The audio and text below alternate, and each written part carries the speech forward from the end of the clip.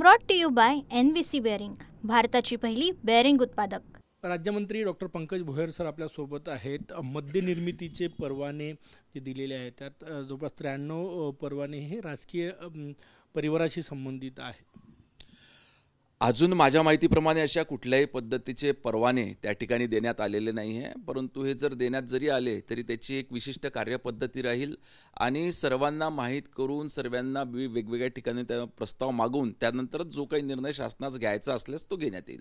याच्यावरून आरोप होतोय, ठाकरे गटाकडून आरोप केले जात आहेत की ओळखीच्या आणि राजकीय संबंधातील लोकांना 30% मद्य परवाने.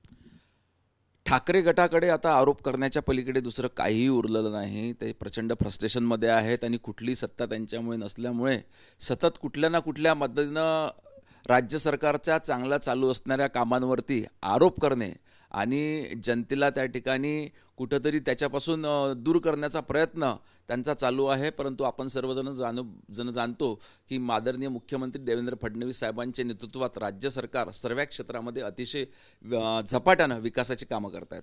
लाडक्या बहिणीच्या माध्यमातून कोट्यावधी रुपये ची चोरी करून मतचोरी केली असा आरोप सामनातून अतिशय चुकीचा आहे. एका दिशेने आपण बोलतो की महिलांचं सशक्तीकरण झालं पाहिजे, सक्षमीकरण झालं पाहिजे आणि आज आपण बघतोय की लाडकी बहीण योजना ही राज्यात सुरू झाल्यामुळे अनेक आपल्या माता भगिनींना, लाडक्या बहिणींना त्या ठिकाणी रोजगाराचे नवीन नवीन पर्याय मिळालेले आहेत. त्यांच्यामध्ये एक नवीन आत्मविश्वास तयार झालेला आहे. जरांगे पाटील यांचं हे आंदोलन आहे, सरकार कसं बघते? कारण की लक्ष्मण हाके यांनी आरोप केलेला आहे की सत्तेतलेच काही लोक जे आहे फडणवीस यांच्या आजूबाजूला बसलेले त्यांची फूस आहे याला.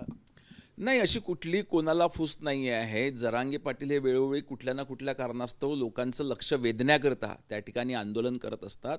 परंतु आपण बघतो की राज्यातलं सरकार हे सर्वांकरिता, सर्व समाजांकरिता वेगवेगळ्या समांतर कार्यपद्धतीनं सर्वांना समान न्याय देण्याचं काम त्या ठिकाणी करत आहे. 10% आरक्षण जे आहे ते मुख्यमंत्री देवेंद्र फडणवीस म्हटले की आम्ही आरक्षण दिलेलं आहे. मग हा लढा एका देवेंद्र फडणवीस यांनाच टार्गेट करण्यासाठी आहे का, हा प्रश्न उपस्थित होतोय.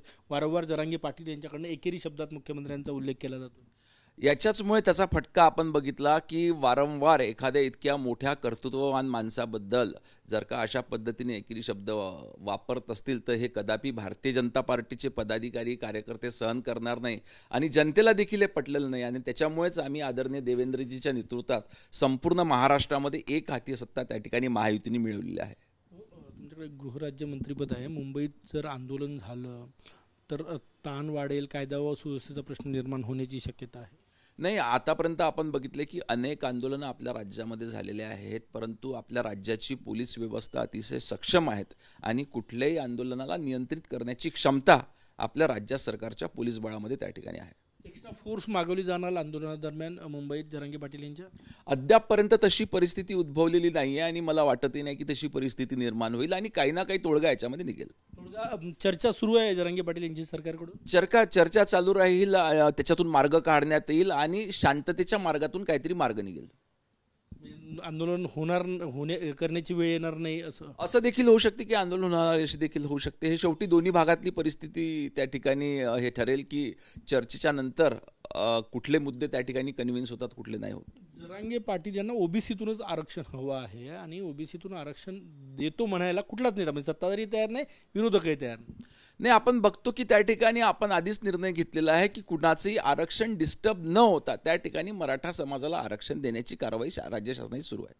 26,34,000 अपात्र लाडक्या बहिणी आहे. पुणे विभागात 2 लाखपेक्षा जास्त आकडा.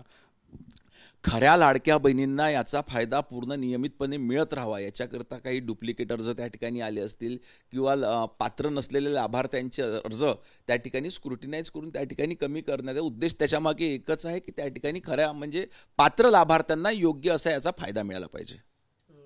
नगर विकास विभाग उपमुख्यमंत्री एकनाथ शिंदे यांच्याकडे आहे. त्यांच्या काही अधिकाऱ्यांवर मुख्यमंत्र्यांची नाराजी आहे, काही प्रकल्पांना गती मिळत नाही, अशा प्रकारची चर्चा आहे. नाही, दोन्ही नेते अतिशय सक्षम आहेत. आदरणीय देवेंद्रजी असो किंवा आदरणीय एकनाथ शिंदे साहेब असो आणि आदरणीय अजितदादा असो, तिघांच्याही समन्वयानं अतिशय चांगल्या पद्धतीनं प्रशासनातले सगळे अधिकारी त्या ठिकाणी चांगलं काम करत आहेत. आपण बघितलं की अनेक विकासाचे कामांचे जे प्रकल्प आहेत आपले त्याची गती देखील आता वाढलेली आहे आणि तिघांमध्ये अतिशय चांगल्या पद्धतीचा समन्वय राहून सर्व प्रकल्प गतीनं त्या ठिकाणी पुढे जात आहेत. धन्यवाद. Cameraman Sachin सयामसह Gajanan Mate, TV9 Marathi, Nagpur. Brought to you by NVC bearing, भारताची पहिली बेअरिंग उत्पादक.